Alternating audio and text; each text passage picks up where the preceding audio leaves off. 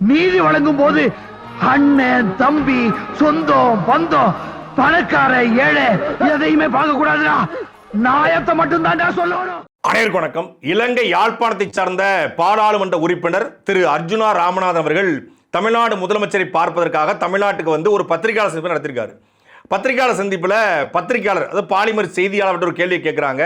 இந்த மாதிரி தமிழீழம் குறித்தும் தமிழ் தேசியம் குறித்தும் சீமான் அவர்கள் வந்து தொடர்ச்சியாக பேசிட்டு இருக்காரு. அவர் மீது நீங்க நம்பிக்கை இழந்ததுக்கான காரணம் என்ன, விஜய் அவர்கள் மீது நம்பிக்கை வந்ததற்கான காரணம் என்னன்னு கேட்குறாங்க. அதுக்கு இந்த அர்ஜுனா ராமநாதன் அவர்கள் சொல்லியிருக்காரு. என்ன சொல்லியிருக்காருன்னா, எங்களுடைய தமிழீழ மக்கள் காயப்பட்டு காட்டி கொடுக்கப்பட்டு துரோகத்தால் நாங்கள் வந்து வழி நிர்ணயிக்கிறோம். அந்த வழியை விஜய் அவர்கள் வந்து தேர்தலில் வந்து பேசலை, தேர்தலில் வாக்காக மாற்றுவதற்கு அந்த வழியை பேசலை. ஆனால் சீமான் அவர்கள் அதை பற்றி பேசின தவிர தமிழ்நாட்டு மக்களுக்கு எதுவுமே செய்யலை. அவருடைய பிள்ளை வந்து அமெரிக்காவில் படிக்கலாம், ஆனால் தமிழீழ மக்கள் வந்து இன்னும் கஷ்டப்பட்டு இருக்காங்க. கோடி கோடியாக வந்து அவர் தமிழீழ மக்கள்கிட்ட வந்து பணம் வாங்குறாரு. ஆனால் இங்கே இருக்கக்கூடிய அகதிகள் முகாமில் ஒருவேளை சோறு கூட போடலை அப்படின்னு பல குற்றச்சாட்டுகளை பேசி இந்த ஆமக்கறி அப்படிங்கலாம் குற்றச்சாட்டு வச்சிருக்காரு. நிறைய பேர் வந்து இதை எடுத்து சமூக வலைகளில் போட்டிருந்தாங்க. இலங்கையை சார்ந்த யாழ்ப்பாணத்தை சார்ந்த ஒரு தமிழீழத்தை சார்ந்த ஒருத்தரே இப்படி சீமான் அவர்கள் விமர்சிக்கிறாரு. தமிழிலம் தான் உயிர் மூச்சுன்னு பேசுகிற சீமான் அவர்களை இந்த மாதிரி யாழ்ப்பாணத்து எம்பியே கேள்வி கேட்கிறாரு அப்படின்னு சொல்லி பேசியிருந்தாங்க. உண்மையிலே அர்ஜுனா ராமநாதன் அண்ணன் சீமான் அவர்களை புகழ்ந்திருந்தா அண்ணன் சீமான் மீது எனக்கு டவுட் வந்திருக்கும். அர்ஜுனா ராமநாதன் சீமான் ஒரு சிறந்த தலைவர்னு சொல்லியிருந்தா அண்ணன் சீமான் அவர்களை சந்தேகப்பட்டிருக்கலாம். அர்ஜுனா ராமநாதன் தமிழிலம் குறித்து போராடுற ஒரே தலைவர் சீமான் அவர்கள் தான் அப்படின்னு சொல்லியிருந்தா அண்ணன் சீமான் அவர்களை நம்ம கேள்வி கேட்டிருக்கலாம். ஏன்னா அர்ஜுனா ராமநாதன் இருக்கார் இல்லையா, அவர் தன்னுடைய தாய் தந்தையாக யாரை சொல்லியிருக்காரு அப்படின்னா ராஜபக்சேவும் நமல் ராஜபக்சேவும். நமல் ராஜபக்சே என் தாய் தந்தை போன்றவர்னு சொல்ற ஒருத்தர் அண்ணன் சீமான் அவர்களை புகழ்ந்தாத்தான் அது பிரச்சனை, அண்ணன் சீமான் அவர்களை இகழ்ந்தால் அது பிரச்சனையே இல்லை. ஒரு மாதத்துக்கு முன்னாடி ஒரு 20 நாள் இருக்கும், 20 நாளைக்கு முன்னாடி ஒரு இட பிரச்சனை, எங்கள் யாழ்ப்பாணத்தை ஒரு இட பிரச்சனையில் இந்த அர்ஜுன ராமநாதன் ஒரு பெண்ணை நோக்கி துப்பாக்கி தூக்கி காட்டுறாரு. ஒன்று சுட்டு போடுவன் நாயே அப்படிங்கிறார், சுடுவன் நாயே அப்படிங்கிறாரு. அதில் யாழ்ப்பாண காவல்துறை இவரை கைது செய்து சிறைப்படுத்துது. சிறைப்படுத்தும் போது இவர் மீது நியாயம் இருக்கிறது என்று அங்கு இருக்கக்கூடிய தமிழ் பாராளுமன்ற உறுப்பினர்கள் தமிழ் தலைவர்கள் கண்டனம் தெரிவித்திருந்தா இவர் யாருன்னு நமக்கு தெரியும். ஆனால் இவர் கைதை கண்டித்து கண்டனம் தெரிவித்த ஆளு ராஜபக்சேவுடைய மகன் நமல் ராஜபக்சே. அது மட்டும் இல்லாமல் வெளியே வராரு. வெளியே வந்த உடனே நமல் ராஜபக்சே என் தாய் தந்தை போன்றவர்னு ஒருத்தன் சொல்றான். இங்க வந்து ஈழத்து மக்கள் காட்டி கொடுக்கப்பட்டு துரோகத்தால வீழ்த்தப்பட்டாங்க. அப்படி காட்டி கொடுக்கப்பட்டு துரோகத்தால வீழ்த்தப்பட்ட வழியை விஜய் அவர்கள் பேசல, சீமான் அவர்கள் பேசி ஓட்டு வாங்குறாரு அப்படின்னு குற்றச்சாட்டாரு. காட்டி கொடுக்கப்பட்டு துரோகத்தால வீழ்த்தப்பட்டாங்களே, யாரால காட்டி கொடுக்கப்பட்டாங்க? காட்டி கொடுக்கப்பட்டதே இவங்க அப்பாவால தான். யாரு? அர்ஜுனா ராமநாதன் போட்டுக்கொள்ள பேருக்கு ராமநாதன். அந்த ராமநாதன் யாழ்ப்பாணத்தில் ஒரு ஒரு கான்ஸ்டபிள். அந்த கான்ஸ்டபிள் தேச துரோகம் செய்தார் என்று புலிகளால் தண்டிக்கப்பட்டவர். புலிகளால் தண்டிக்கப்பட்டவருடைய மகன் தமிழீழத்திற்கும் தமிழ் தேசியத்திற்கும் புலிகளுக்கும் அமைப்புக்கும் தலைவனுக்கும் உண்மையா இருப்பானா? அந்த புலிகளையும் அந்த தலைவனையும் அந்த தமிழ் தேசியம் தூக்கி நிறுத்துகிற சீமானுக்கு உண்மையாக சீமான் செய்கிற அரசியல் சரி அப்படின்னு பேசுவாரா? அது மட்டும் இல்லாமல் காட்டி கொடுக்கப்பட்டோம், துரோகத்தால் வீழ்த்தப்பட்டோம் சொல்றீங்க. ஒட்டுமொத்தமான தமிழீழ போராட்டம் அளிக்கப்பட்டதும் 1.5 லட்சம் தமிழர்கள் கொல்லப்பட்டதும் பல லட்சக்கணக்கான மக்கள் தாலி அறுக்கப்பட்டதும் பல லட்சக்கணக்கான குழந்தைகள் கொல்லப்பட்டதும் காரணம் யாரு? ராஜபக்சே குடும்பம் தானே. நீங்க உண்மையிலேயே ஒரு தமிழனா இருந்திருந்தா, உங்க உடம்பில் ஓடுவது ஒரு தமிழ் ரத்தமா இருந்தா, சிங்கள காடையர்களால் நாங்கள் வீழ்த்தப்பட்டோம்னு சொல்ற அர்ஜுனா ராமநாதன் ராஜபக்சே குடும்பத்தால தமிழீழ போராட்டம் நசுக்கப்பட்டுச்சு, ராஜபக்சேவால்தான் எங்கள் தலைவர் கனவு சிதைக்கப்பட்டுச்சு, புலிகள் அமைப்பு சிதைக்கப்பட்டுச்சு அப்படின்னு சொல்றதுக்கு ராணி தெம்பு துணிச்சல் இருக்கா? பாராளுமன்றத்தில் போய் தலைவர் பேரை சொல்லிட்டா, பாராளுமன்றத்தில் போய் புலிகள் பேரை சொல்லிட்டா இவர் வந்து பெரிய தமிழீழ பற்றாளர் ஆயிடுவார். அங்க இருக்கக்கூடிய தமிழ் தேசிய தலைவர் அமைப்புகளை, தமிழ் தேசியத்தை போற்றக்கூடிய தலைவர்களையும் இழிவாக பேசுவது, இங்கேயும் வந்து தமிழ் தேசியம் பேசக்கூடிய சீமானை இழிவாக பேசுவதுனா, தமிழ் தேசியத்தை ஒருத்தன் இழிவாக பேசுறான், தமிழ் தேசிய தலைவர்களை இழிவாக பேசுறான், அவதூறு பரப்புறான்னா அவன் யாரா இருப்பான்? நமல் ராஜபக்சே கூட இருக்கிற ஒருத்தன் தமிழ் தேசியம் குறித்து ஆதரித்து பேசுவாரா? தமிழ் தேசியம் குறித்து புகழ்ந்து பேசுவாரா? தமிழ் தேசிய தலைவர்களை புகழ்ந்து பேசுவாரா? ராஜபக்சே மகன் நமல் ராஜபக்சே விஜய்க்கு ஆதரவு தெரிவிக்கிறாரு, அது வாழ்த்துக்கள் சொல்றாரு. நான் ராஜபக்சேவை மகன் நமல் ராஜபக்சேவை என்னுடைய தாய் தந்தை போன்றவன்றான். கொத்து கொத்தாக மக்களை கொன்றொழித்து தடை செய்யப்பட்ட ஆயுதங்களை பயன்படுத்தி கிபீர் குண்டுகளை போட்டு சின்ன சின்ன குழந்தைகளை கொண்டு பெண்களை பாலியல் வன்கொடுமை செய்வதை ஒரு ஆயுதமாக எடுத்த ஒரு ராஜபக்சேவை தன்னுடைய தாய் தந்தை போன்றவர்னு சொல்லக்கூடிய ஒருத்தனை தேர்ந்ததற்கு யாழ்ப்பாண மக்கள் ஒவ்வொருத்தரும் இன்னைக்கு வெக்கி தலை குனிறாங்க.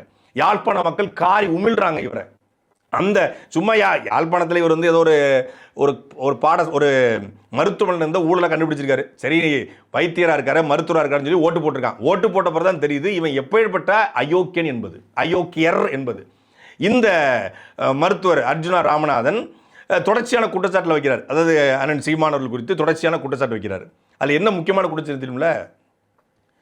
சீமான் ஈழத்துக்கு வரும்போது ஆமக்கறி சமைச்சு கொடுத்தான்னு சொல்கிறாங்க.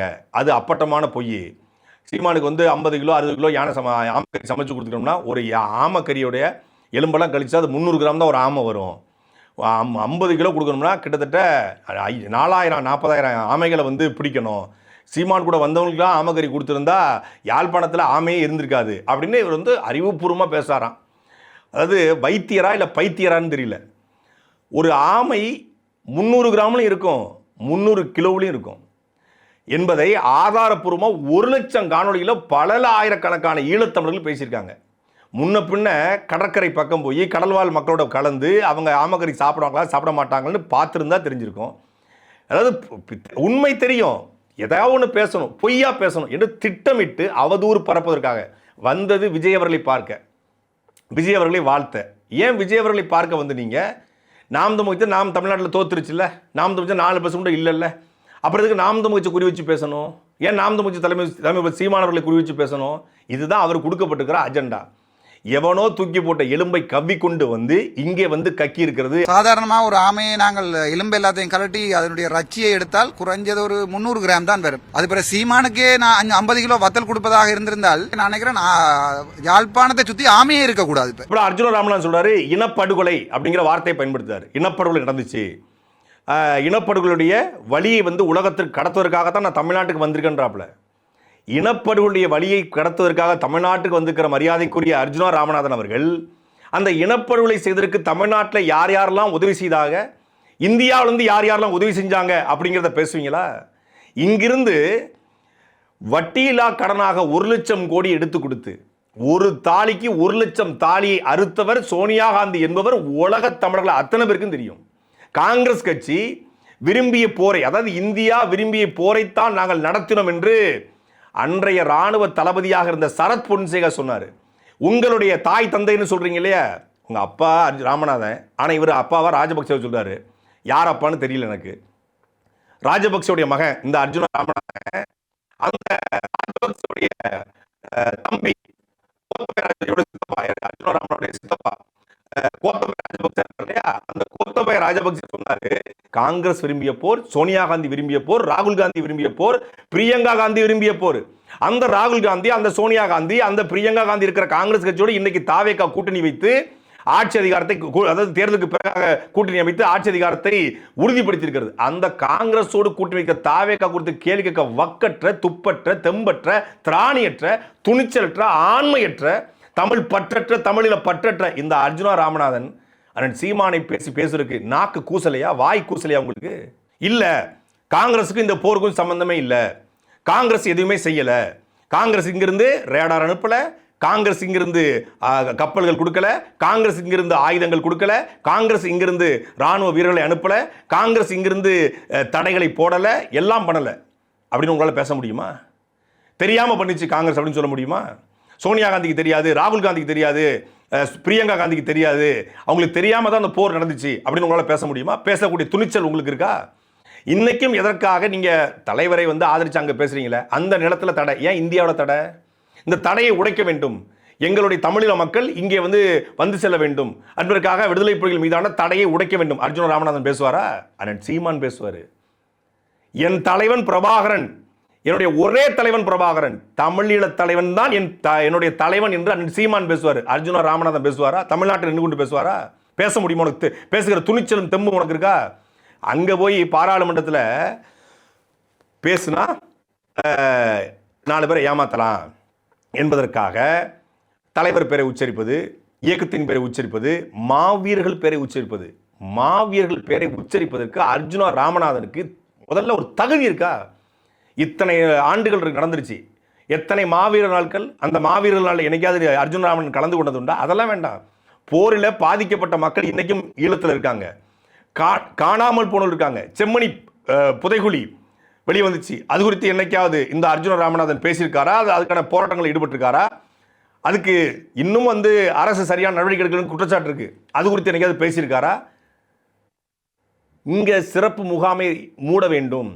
இன்னைக்கும் திபத்திலிருந்து வர்ற மக்களுக்கு தேனும் தினைமாவும் கொடுக்கக்கூடிய இந்திய அரசு ஈழத்திலிருந்து வரக்கூடிய தொப்புள் குடி உறவுகளை அடைத்து வைக்கிறது என்று தொடர்ச்சியாக நாம் தமிழர் கட்சியும் சீமானும் பேசிக் கொண்டிருக்காங்க. அதை அர்ஜுன ராமநாதன் பேசுவாரா? அதை விஜய் அவர்கிட்ட கோரிக்கையா வைப்பாரா? அவர் எப்படி கொண்டு போறாருன்னா, சிங்கள காடையர்கள் நடத்திய போறான், சிங்கள காடையர்களால் அழிக்கப்பட்டாங்க. அந்த சிங்கள காடையர்களை, சிங்கள ராணுவ வீரர்களை இயக்கியது யாரு? எதுக்கு ராஜபக்சே தரையில முத்தமிட்டு படுத்தாரு? ராஜபக்சே குடும்பத்தோட கைகோர்த்திருக்கிற ஒருத்தன், ராஜபக்சே மகனோட பாராளுமன்றத்தில் கைகோர்த்திருக்கிற, ராஜபக்சே மகனால் இயக்கப்படுகிற ஒருத்தர், ராஜபக்சே மகனுடைய கைக்கூலி, ராஜபக்சே மகன்கிட்ட வாங்கி திங்கிற ஒரு எச்சி புறப்பு. நீங்கள் தமிழ்நாட்டில் இந்த தமிழ் ஈழ தலைவரை தலைவனாக கட்டமைத்து விழுந்த புலிக்கொடியை மேலே தூக்கி இன்னைக்கு உலகத் தமிழர்கள் ஓரளவுக்கு தமிழீழம் குறித்தும் தமிழ் தேசியம் குறித்தும் சிந்திப்பதை விடாமல் பேசிக் கொண்டிருக்காரு. சீமானை பற்றி பேசிட்டு சுதந்திரமா நடமாடிட்டு இருக்கீங்கல்ல, இது எதுக்கு தெரியுமில்ல? நாம் தமிழர் கட்சி மிகப்பெரிய ஜனநாயக கட்சி. நாம் தமிழர் கட்சியில் இருக்கவங்களே ஜனநாயகவாதிகள் என்பதனால தான் அர்ஜுன ராமநாதன் தமிழ்நாட்டில் இப்படி அவதூறு பேசிட்டு, இப்படி இழிவாக பேசிட்டு சுதந்திரமாக நீங்க சுத்திட்டு இருக்கீங்க. நாங்களாம் ஜனநாயகவாதியாக மாறி போனதுனால, நாம் தமிழர் கட்சி மிகப்பெரிய ஜனநாயக கட்சியாக இருப்பதனால சரி பேசட்டும், பேச்சு தானே பேசட்டும், இவருக்கெல்லாம் பதில் கொடுக்க கூடாது, இவரை பற்றியெல்லாம் உச்சரிக்க கூடாது என்பதுதான் சீமானுடைய அன்பு கட்டளை. ஆனா இங்க என்னன்னா பொய் வேகமா பரவிடுது, உண்மை என்ன சொன்னாலும் எடுபடுது இல்லை. பொய்க்கு உடனடியாக பதில் கொடுக்காமல் போன விளைவு தான் என்ன ஆயிடுச்சுன்னா, சீமான் நாமக்கரி AK-74 அரிசி கப்பல், சீமான் பார்க்கவே, அவர் சொல்றாரு தலைவரை பார்த்துருக்க முடியாது, இந்த டிலூஷன் காலுஷினேஷன், அது மாதிரி மனநோய். ஒரு ஒரு சின்ன கண்ணாடியை பார்த்தா கூட யானையை பார்த்தா நினச்சிக்குவாங்க. அது மாதிரி 1 நிமிடம் 2 நிமிடம் பார்த்துருக்கலாம், 1 நிமிடம் 2 நிமிடம் தான் பார்த்துருக்கலாம் தலைவரை அண்ணன் சீமான். அப்படின்னா அந்த 1 நிமிடம் 2 நிமிடம் பார்த்ததுக்காகவே 15 ஆண்டு காலமாக தன் கொண்ட கொள்கையில உறுதியாக ஒருத்தர் நிற்கிறார்ல. இன்னைக்கு வரைக்கும், நாளைக்கு மே 18 இனப்படுகொலை செய்யப்பட்ட அந்த நாளில், தமிழ்நாட்டில் இந்த இனப்படுகொலை நாளில் நாங்கள் இருக்கிறோம் என்று அது இனப்படுகொலை என்று பேசுவதற்கிற ஒரே ஒரு கட்சி நாம் தமிழர் கட்சி தான். ஒவ்வொரு ஆண்டும் மே 18 எடுத்து முன்னெடுக்கிற கட்சி, ஒவ்வொரு ஆண்டும் நவம்பர் 27 மாவீரர் நாளை தமிழ்நாட்டில் வெகு எழுச்சியாக கொண்டாடுகிற ஒரு கட்சி நாம் தமிழர் கட்சி மட்டும்தான். 1 நிமிடம் 2 நிமிடம் தான் பார்த்தாரு. இது மாதிரி குற்றச்சாட்டை பல பேர் வச்சுட்டான். இந்த வாட்ஸ்அப்பில் உள்ளதான் பார்த்து பேசுவார் போல இருக்கு இந்த அர்ஜுன ராமநாதன். அதாவது ஆதாரம் பேசுனா ஏதாவது உருப்படியாக பேசுங்க, இல்லை எங்ககிட்ட கேளுங்க எப்படி பேசணும்னு. 1 நிமிடம் 2 நிமிடம் தான் பார்த்தாரு. அவர் பார்த்தாரா பார்க்கலையா, அவர் எவ்வளோ நேரம் பார்த்தாரு, எவ்வளோ நாள் பார்த்தாரு என்பதை ஆதாரப்பூர்வமாக உலகம் முழுமைக்குரிய தமிழர்கள் எத்தனை முறை சொல்லிட்டாங்க. அதெல்லாம் இந்த அர்ஜுன ராமனுடைய காதுகளில் ஏறுவதும் இல்லை, ஏற போகிறதும் இல்லை. ஏன்னா இவருடைய நோக்கம் சீமானவர்களை காயப்படுத்தணும், சீமானவர்களை விமர்சனப்படுத்தணும். உங்கள் அப்பனுக்கு அப்பெல்லாம் விமர்சனம் பண்ணிட்டு போயிட்டான், சரியா? நீங்கள் விமர்சனம் பண்ணி ஒன்றும் ஆக போகிறது இல்லை. ஆனால் உங்களை போன்றவர்களுக்கு காலம் பதில் சொல்லாது, நாங்களே பதில் சொல்லுவோம். காலம் காத்திருந்து பதில் சொல்லுவோம். நாங்கள் பார்த்துட்டு ஒதுங்கலாம் போக மாட்டோம், உங்களுக்கு நாங்களே பதில் சொல்லுவோம்.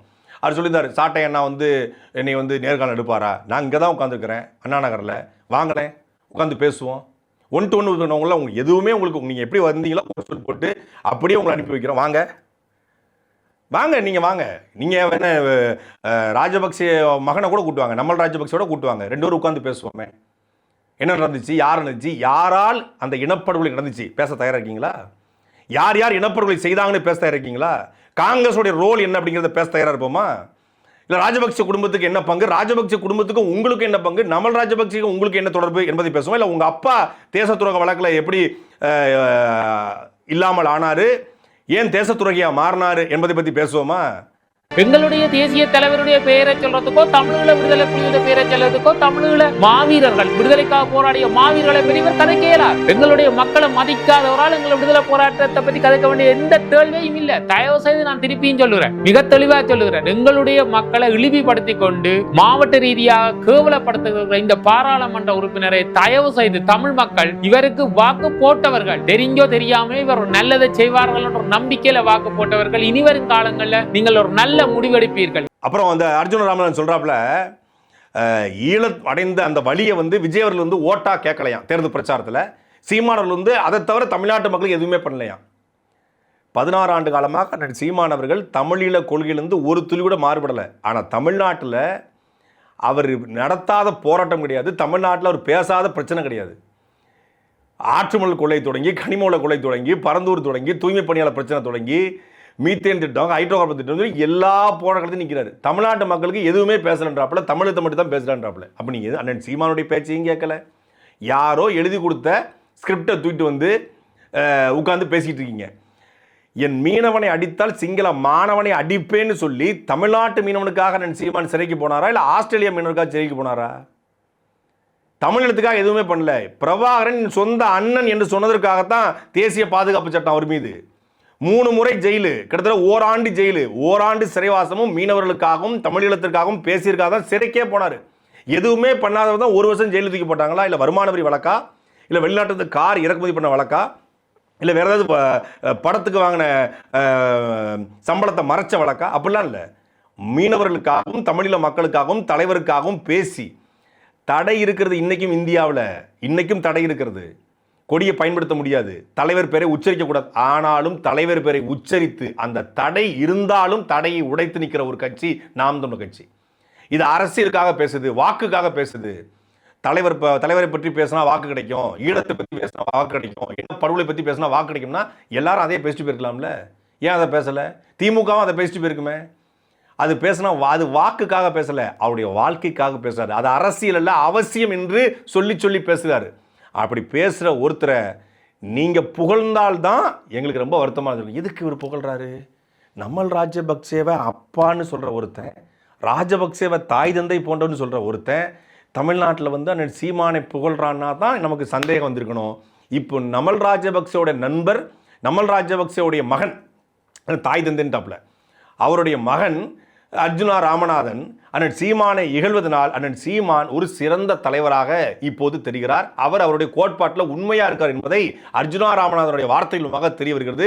நமல் ராஜபக்சே நீங்க நேரடியாக மோதலாமே, நேரடியா பேசலாம். எதுக்கு இந்த மாதிரி வந்து அல்லக்கைகள் அனுப்பணும்?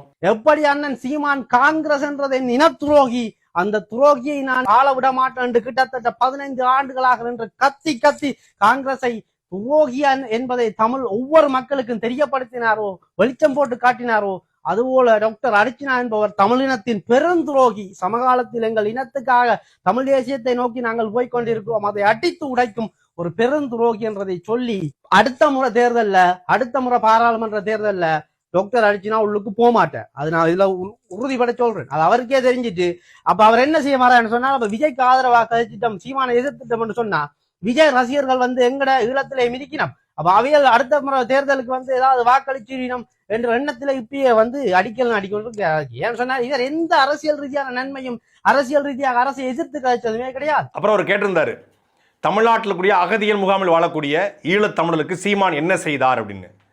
தமிழ்நாடு முழுக்க கிட்டத்தட்ட ஒரு 3 லட்சத்துக்கு மேற்பட்ட ஈழத்து மக்கள் அகதிகளாக இன்னைக்கு இருக்காங்க. அவங்க கிட்ட போய் சீமான் வந்த பிறகு உங்களுக்கு என்னென்ன செஞ்சிருக்காரு அப்படின்னு கேளுங்க. சீமானவருடைய அரசியல் தொடங்கிய பிறகு இந்த 15 ஆண்டு காலத்தில் கியூ பிராஞ்சினுடைய அட்டகாசம் இல்லாமல், கேட்பார் இல்லாமல் கைது பண்ணுறது, கேட்பார் இல்லாமல் இந்த பெண்களை வந்து மானபங்கப்படுத்துவது என்று தொடர்ச்சியான சேட்டைகள் இருந்தது. நாம் தமிழர் கட்சியுடைய வழக்கறிஞர்கள், நாம் தமிழர் கட்சியுடைய தொடர்ச்சியான போராட்டத்தினால் இன்னைக்கு முகாமில் வாழக்கூடிய மக்கள் நிம்மதியாக வாழ்ந்துட்டு இருக்காங்கன்னா அதுக்கு முதன்மையான காரணம் நாம் தமிழர் கட்சி. போய் கேளுங்க. இங்கே தான் வந்திருக்கீங்க, நேராக போங்க, திருச்சி முகாமுக்கு போங்க, மண்டபம் முகாமுக்கு போங்க, அங்கே கிருஷ்ணகிரிக்கு போங்க, எல்லா பக்கம் முகாம் திருச்சி திருநெல்வேலிக்கு வாங்க, எல்லா ஊர்லேயும் போய் கேளுங்க. சீமானும் நாம் தமிழர் கட்சியும் உங்கள் முகாமுக்கும் முகாமில் வாழக்கூடிய தமிழர்களுக்கும் என்ன செஞ்சுருக்காங்க, அவங்க பேச அரசியனால நீங்கள் எந்த மாதிரி மாறி இருக்கீங்க என்று கேளுங்க. கேட்டு அவங்க சொல்லட்டும். யார் கொடுத்த ஸ்கிரிப்டையோ கொண்டு வந்து தமிழ்நாட்டில் பேசிட்டு அண்ணன் சீமான் மீது சேற்றைவாதி இறைத்து விட்டு போயிடலாம் அப்படின்னு நீங்கள் போயிருக்கீங்க. உங்களுடைய பயணம், உங்களுடைய நோக்கம் வெற்றி பெற என்னுடைய வாழ்த்துக்கள். ஆனால் நீங்கள் பேசுகிற பொய்க்கு ஒரு நாள் நீங்கள் வருத்தப்படுவீங்க, வேதனைப்படுவீங்க. இவர் வந்து விஜய் புகைப்படத்தையும் சீமானவருடைய புகைப்படத்தையும் வச்சு பார்த்தா யாருடைய இதில் வந்து தலைமை பண்பு இருக்குன்னு பாருங்கள். அவர் வந்து பான் லீடரு. யார்? விஜய் வந்து பான் லீடரான். அண்ணன் சீமானவர்கள் என்றைக்குமே தன்னை வந்து தலைவன் சொல்லிக்கிட்டே கிடையாது. நான் லட்சக்கணக்கான தலைவர்களை உருவாக்கக்கூடிய தொண்டை. என்னுடைய தலைவன் மட்டும் இல்லை, உலகத் தமிழுக்கு ஒரே தலைவன் தான் எங்கள் தலைவன் சொல்லியிருக்காரு. அந்த தலைவனுடைய படத்துக்கு பக்கத்தில் வேற எவன் படமும் நிற்காது. அவர் படமும் நீங்கள் தலைவராக கொண்டாடுறீங்களே, உங்கள் விஜய் படத்தையும் பக்கத்தில் வைக்கலாமா? துப்பாக்கி எடுத்து துப்பாக்கி படத்தில் நடித்தவன்ல தலைவன், துப்பாக்கி தூக்கி களத்தில் சண்டை போட்டவன் தான் தலைவன் என்பது உலக தமிழருக்கு தெரியும். அண்ணன் சீமான் தன்னை தலைவன் என்று என்றைக்குமே சொன்னது கிடையாது. அதெல்லாம் இருக்கட்டும். இந்த 15 ஆண்டு காலமாக இந்த போராட்ட களத்தில் நின்று மக்களுக்காக பேசி மக்களுக்காக சிந்தித்து 1000 கருத்துக்களை விதைத்த அண்ணன் சீமான் தலைவர் கிடையாது. சினிமா நடித்த விஜய் தான் உங்களுக்கு தலைவர் என்றால் உங்களுடைய தலைமை பண்பு என்ன, நீங்கள் எந்த மாதிரியான ஆள், உங்களுடைய அறிவுத்திறன் என்ன என்பதை உலகத் தமிழ் பார்த்து தான் இருக்காங்க.